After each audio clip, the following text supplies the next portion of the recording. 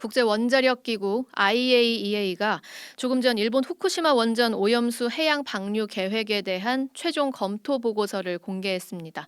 예상했던 대로 결론은 이 안전성에 문제가 없다는 건데요.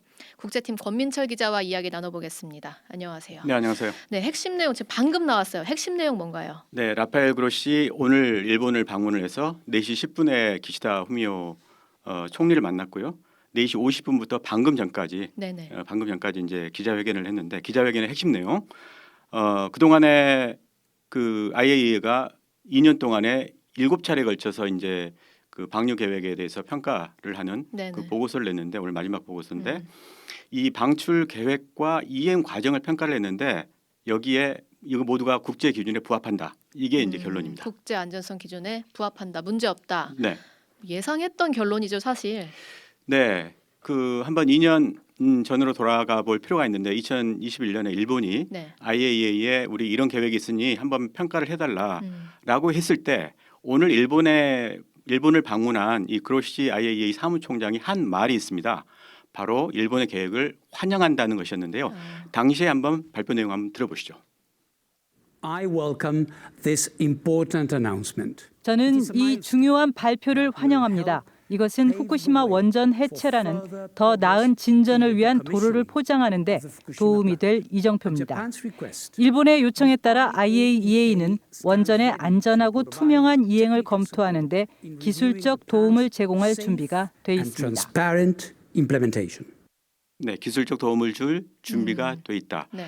그러니까 IAEA가 이 평가를 하기도 전에 일본의 계획을 환영을 하고 도움을 주겠다 이렇게 선언을 한 셈입니다.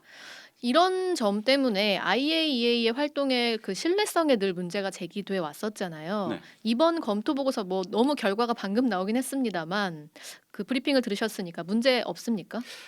사실 바다에다가 이제 오염원 기준치가 좀 낮다고 하지만 오염원 아니겠습니까? 그 네네. 오염원을 버리는 일은 해서는 안 되는 일이죠.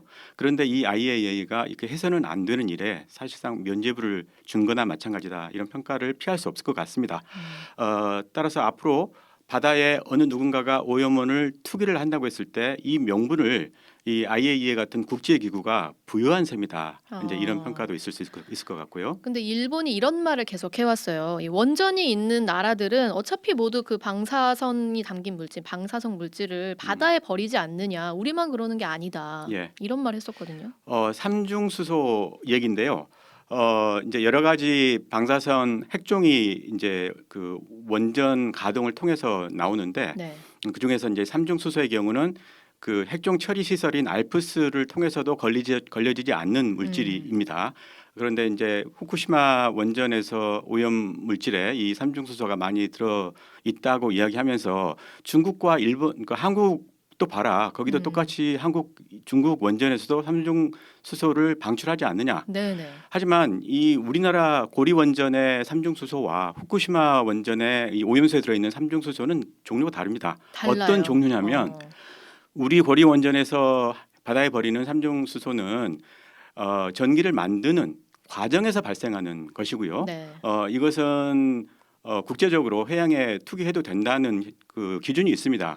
이게 이제 그 바다에 방류를 했을 때 그 생기는 편익이 네. 그 피해보다 더 크기 때문에 이런 국제적인 기준을 만들었던 건데 합의를 한 거네요, 이거는. 그렇죠. 후쿠시마 그 오염수의 삼중수소는 전기를 만드는 과정에서 발생한 것이 아니고 사고 과정에서 나오는 것입니다. 그렇죠. 따라서 이것에 대해서는 국제적인 기준이 없었던 거죠.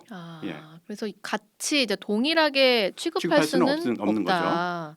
자, 그 방류의 정당성 외에도요, 이 IAEA가 오염수의 해양 방류의 결정적인 판단을 하는 게 맞는지, 이 평가 기관으로서의 적절성에 대해서도 계속 문제 제기가 있었거든요. 네, IAEA의 존재 그 의무, 존재 이유 네. 이것은 핵의 평화로운 사용 이 사용을 촉진하는 데 있습니다. 네. 이거는 IAEA 그 사이트 그리고 IAEA 어떤 현장 보면 잘 나와 있는 얘기인데요.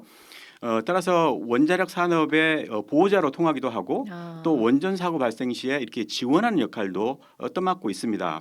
이러다 보니까 원전 대국인 일본의 어떤 든든한 후원자다 이런 평가도 있었고요. 이 때문에 일본의 그 오염수 방류 결정 때 아까 우리가 들어본 것처럼 IAEA가 뭐 환영한다, 도움을 주겠다 이렇게 이야기를 했던 거고요. 그래서 일본이 콕 집어서 IAEA에게 개입을 요청했다 이렇게 봐야 될까요? 네, 사실 그렇다고 봐야 될 겁니다. 이런 일이 발생했을 때 사실 다른 나라 같으면 네. 아니면 국제적으로 상식적으로 봤을 때도 이 해양에 오염원을 투기를 한다고 했을 때 이 문제에 대해서 객관적인 평가를 해달라고 요청을 할 수 있는 기구는 IAEA 말고도 많습니다. 오히려 환경 문제이기 해양기구. 때문에 네. 그렇죠. 환경 문제이기 때문에 UN 해양법 협약이라든가 아니면은 런던 협약. 런던 협약이 이제 항공기나 아니면 선박에서 해양 투기를 못하도록 네. 만든 국제적인 이제 약속인데요.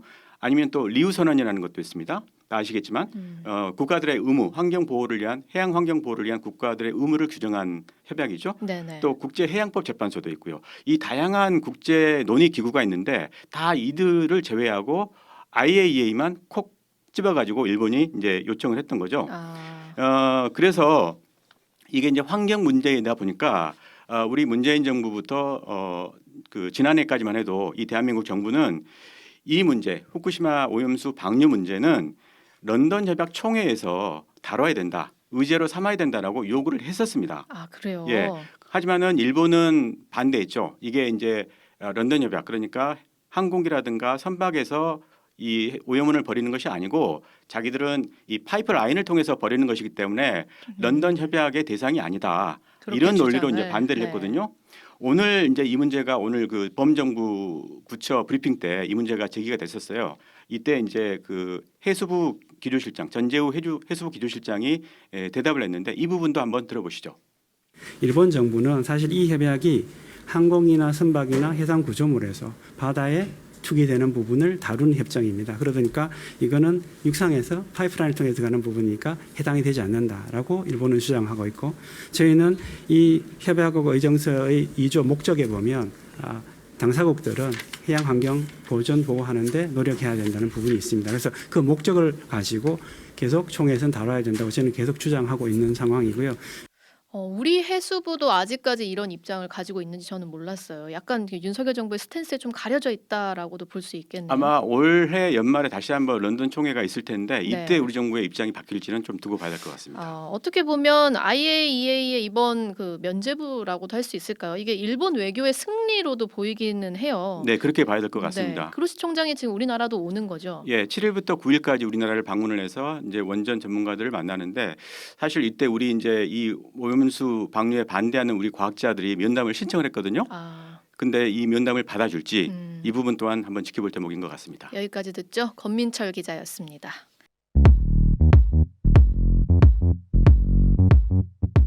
오늘 하루 뉴스 맥락 정다운의 뉴스톡이면 됩니다. 유튜브 노커 채널 알림 설정하시면 매일 오후 5시 30분 실시간 참여하실 수 있습니다.